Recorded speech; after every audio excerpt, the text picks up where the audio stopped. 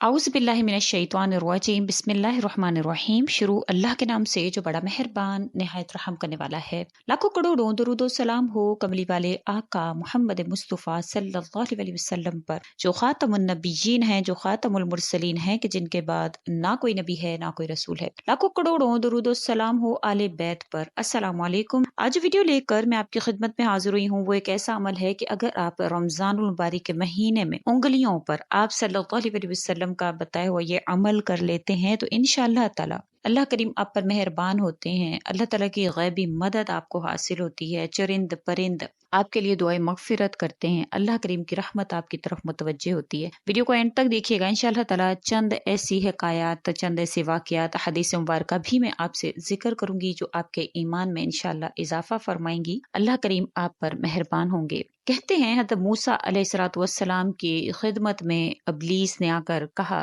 कि आपको अल्लाह ताला ने अपनी रिसालत के लिए मुंतखब किया है, हम कलामी का शर्फ बख्शा है। मैं भी अल्लाह ताला की मखलूक हूँ, एक फर्द हूँ और मैं तौबा का इरादा रखता हूँ।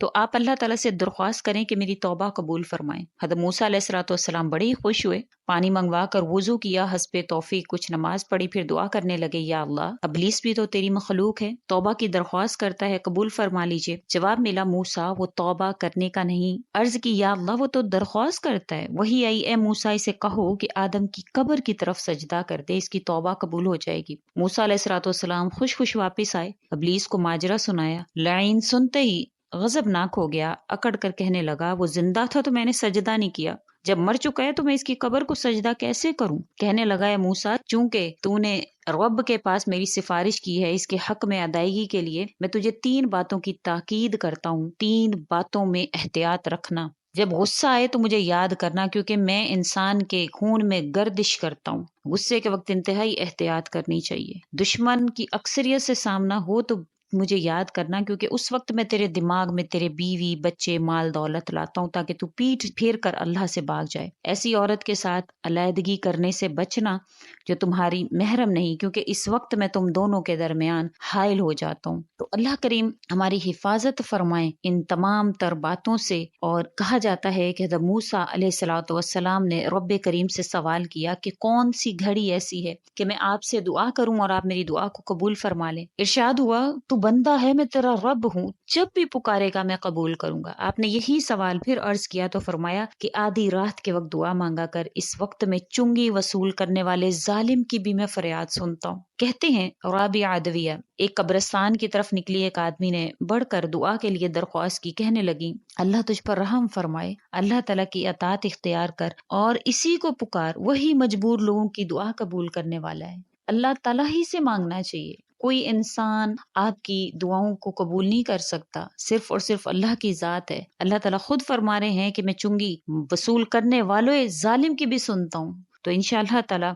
आपकी भी फरियाद रसी अल्लाह करीम फरमाएंगे। जब भी आपको फुर्सत मिले रमजानुल मुबारक में चलते फिरते इस जिक्र को इंशाअल्लाह ताला उंगलियों पर कीजिएगा। और उंगलियों पर करने की आप सल्लल्लाहु अलैहि वसल्लम ने वजह भी बताई है। अब वो लोग जो कहते हैं कि हम तो बथेरे वज़ाइफ करते हैं, बहुत कुछ करते हैं, लेकिन हमारी दुआएं कबूल नहीं होती, उनके लिए हज़रत सालिह बिन यसार रहमतुल्लाह अलैह अल्लाह ताला का ये इरशाद नकल करते हैं कि तुम लोग मुझे पुकारते हो मगर तुम्हारे दिल मुतवज्जे नहीं होते। ये इंतहाई गलत तरीका है। किसी दाना से पूछा गया, हम दुआ मांगते हैं मगर कबूल नहीं होती, हालांकि अल्लाह ताला का तो इरशाद है कुरान करीम में, पुकारो मैं कबूल करूंगा। इरशाद फरमाया, तुम 7 बातें ऐसी हैं जो तुम्हारी दुआ को आसमान तक पहुंचने ही नहीं देती। सवाल किया गया कि वो क्या हैं? फरमाया, पहली तो ये है, तुमने अपने रब को नाराज कर रखा है और राजी करने का ख्याल तक भी तुम्हारे दिल में नहीं आता। यानी ऐसे अमाल करते हो जिससे अल्लाह ताला नाराज होते हैं, तुम इनसे बाज भी नहीं आते, ना नादिम होते हो। दूसरी बात, मुंह से कहते हो हम अल्लाह पाक के बंदे हैं,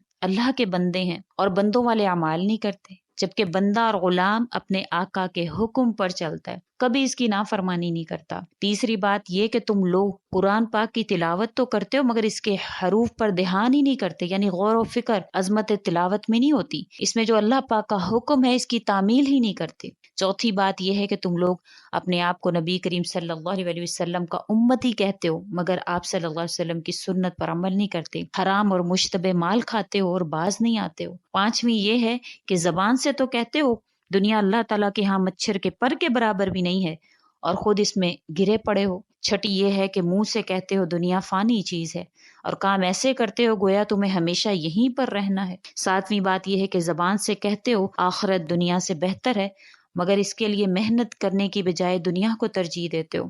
فقہ رحمۃ اللہ علیہ فرماتے ہیں دعا مانگنے والے کو لازم ہے کہ وہ پیٹ حرام سے پاک ہو، اور بے شک جو حرام ہے وہ قبولیت کے معنی ہو جاتا ہے۔ حضرت یسیرہ رضی اللہ تعالی عنہا جو ہجرت کرنے والی صحابیات میں سے ہیں فرماتی ہیں کہ حضور اقدس صلی اللہ علیہ وسلم نے ارشاد فرمایا کہ اپنے اوپر تسبیح کو لازمی کر لو۔ آپ صلی اللہ علیہ وسلم نے فرمایا سبحان اللہ کہنا، تحلیل لا الہ الا اللہ پڑھنا، اور تقدیس اللہ کی پاکی بیان کرنا، مثلا سبحان المالک القدوسی یا سبوح قدوس و رب الملائکۃ و روح کہنا اپنے اوپر لازم کرو۔ اور آپ صلی اللہ علیہ وسلم نے فرمایا کہ انگلیوں پر گناہ کرو، وہ اس لیے کہ انگلیوں سے قیامت میں سوال کیا جائے گا، ان سے پوچھا جائے گا، اس سے جواب طلب کیا جائے گا کہ کیا عمل کیے۔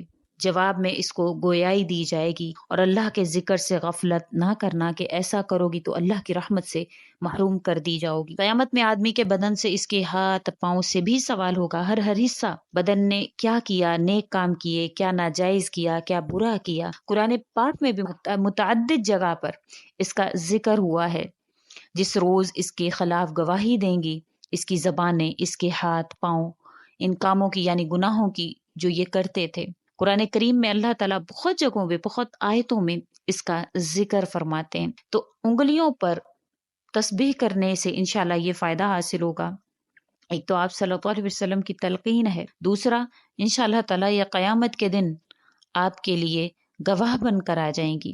حضور اقدس صلی اللہ علیہ وسلم کا ارشاد مبارک بھی ہے، اور انشاءاللہ تعالیٰ اس کے ارشاد کی برکت سے اللہ کریم آپ کو وہ تمام تر چیزیں عطا فرمائیں گے جو آپ انشاءاللہ تعالیٰ کریں گے، کیونکہ ہر وقت انسان کے ساتھ شیطان جو ہے وہ مسلط رہتا ہے، وہ کوشش کرتا ہے کہ انسان اللہ کے ذکر کی طرف نہ لگ جائے۔ اس کی تو کوشش یہی ہے کہ کسی طرح سے اللہ تعالیٰ کی راہ سے اس کو بھٹکا دے۔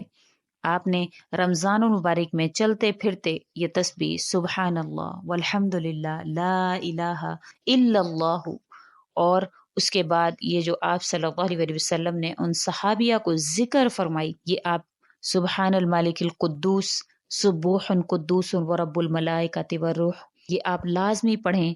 انشاءاللہ تعالیٰ یہ کلمات ایسے ہیں کہ آپ کی کوئی بھی دعا جو ہے وہ اگر رکی ہوئی ہے تو انشاءاللہ آسمان تک پہنچے گی۔ اور اس کے ساتھ ساتھ ان باتوں کا خیال لازمی رکھیے گا جو آپ سے میں نے ذکر کی ہیں کہ کون سے اسباب کی وجہ سے آپ کی دعائیں قبول نہیں ہوتی ہیں۔ اگر تو ان 7 اسباب میں سے کوئی سبب آپ میں موجود ہے تو اس کو ختم کیجئے، انشاءاللہ آپ اللہ کریم کو اپنے حامی و ناصر پائیں گے۔ پھر چرند پرند ہواؤں میں، اور جو اللہ کریم نے مچھلیاں وغیرہ پیدا کی ہیں وہ سمندر میں آپ کے لیے توبہ اور استغفار کریں گی، اور آپ کا ذکر آسمانوں میں بھی ہوگا۔